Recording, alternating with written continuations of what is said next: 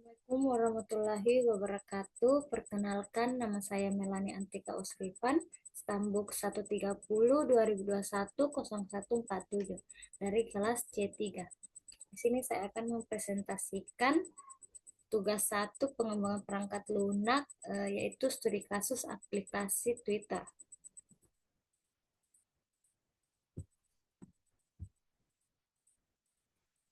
Pertama itu membuat pengukuran perangkat lunak atau metode direct. Yang kedua menentukan kualitas perangkat lunak, itu seperti kontrol kualitas, jaminan kualitas, dan biaya kualitas. Yang pertama yaitu metode direct. Metode direct dalam pengukuran perangkat lunak adalah pendekatan untuk mengukur atribut perangkat lunak secara langsung menggunakan data yang dapat diamati atau dihitung. Contohnya adalah jumlah baris kode, waktu respon, jumlah pengguna aktif, dan ukuran basis data. Metode ini fokus pada data kuantitatif tanpa melibatkan perhitungan atau pengolahan lebih lanjut, seperti rasio atau estimasi. Adapun pengukuran perangkat lunak menggunakan metode direct bisa dilakukan. Yang pertama itu waktu respon pengguna. Ada divisi mengukur waktu yang dibutuhkan oleh aplikasi untuk merespon tindakan pengguna seperti membuat feed, memposting tweet, atau membuat halaman profil. Adapun contoh pengukurannya, yang pertama membuat beranda atau home timeline. Yang kedua membuka profil pengguna. Yang ketiga memposting tweet. Yang keempat membuka tab notifikasi. Adapun hasil pengukurannya yaitu yang pertama waktu respon rata-rata memuat beranda 1,8 detik. Yang kedua waktu respon membuka profil pengguna 1,2 detik. Yang ketiga waktu respon memposting tweet 800 ms. Yang keempat membuka tab notifikasi 1,5 detik. Yang kedua itu jumlah book selama pengujian internal, pengujian unit, integrasi, dan sistem oleh tim pengembang. Terus pengujian otomatis menggunakan alat seperti Selenium atau Junit. Junit. Terus pasca peluncurannya, laporan book dapat dari pengguna melalui sistem pelaporan EPP reporting atau platform seperti Sendex. Monitoringnya otomatis menggunakan alat seperti Datadog atau Sentry. Adapun pengukuran hasilnya total book yang ditemukan selama pengujian. Yang pertama krisis 50, mayornya 200, minornya 750. Adapun total book yang ditemukan setelah peluncuran aplikasi, krisisnya itu 20, mayornya 80, minornya 300. Adapun total book eksternalnya 400. Yang ketiga, kepuasan pengguna atau user satisfaction. Mengukur sejauh mana pengguna puas dengan pengalaman mereka menggunakan aplikasi. Contohnya pengukuran analisis ulasan di aplikasi App Store atau Play Store dan peringkat bintang yang diberikan oleh pengguna. Yang kedua, mengukur sejauh mana pengguna bersedia merekomendasikan aplikasi kepada orang lain. Yang ketiga, mengukur sesi rata-rata pengguna dan tingkat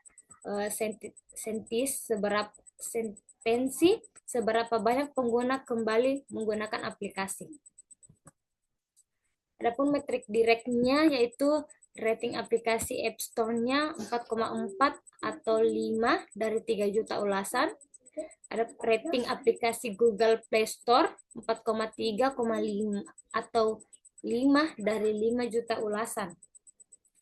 Adapun skor NPS-nya 72. Kategorinya itu sangat baik.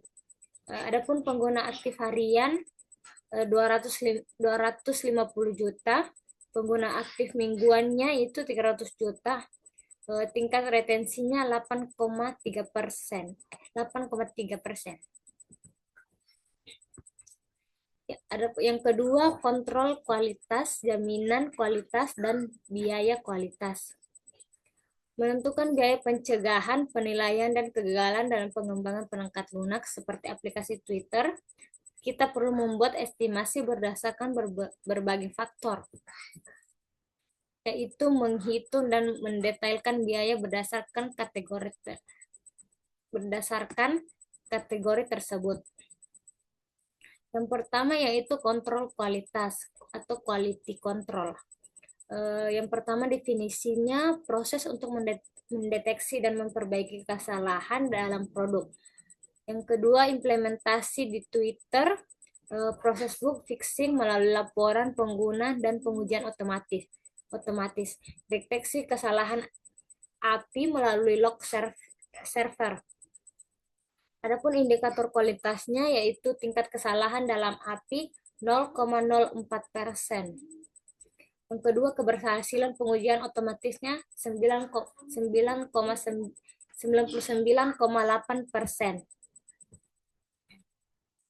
Yang kedua, jaminan kualitas atau kualitas asuran. Yang pertama, definisi proses sistematis untuk memastikan perangkat lunak memenuhi standar kualitas. Yang kedua, implementasi di Twitter menggunakan alat CE atau CD untuk memastikan setiap build memenuhi standar. Yang kedua, standar waktu respon API 300 ms. Yang selanjutnya, kepatuhan terhadap praktik pengkodean standar atau codingan standar. Adapun indikator kualitasnya rata-rata waktu respon API yaitu 250 ms, yaitu dan keberhasilan API-nya 99,96%.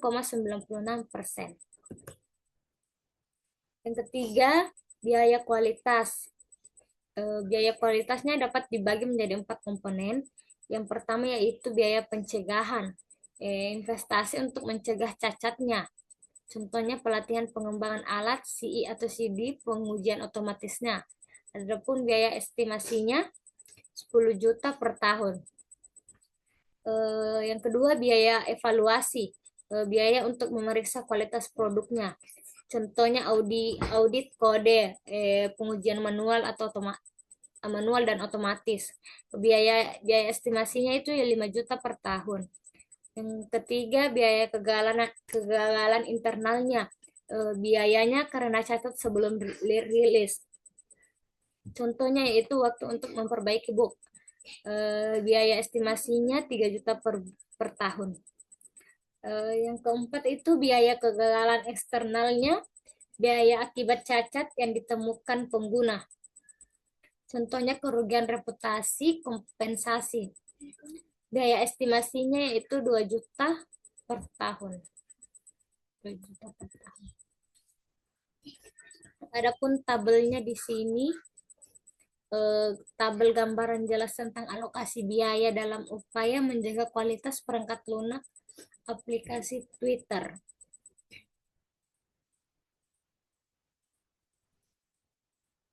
Sekian dari presentasi saya, kurangnya mohon dimaafkan. Assalamualaikum warahmatullahi wabarakatuh.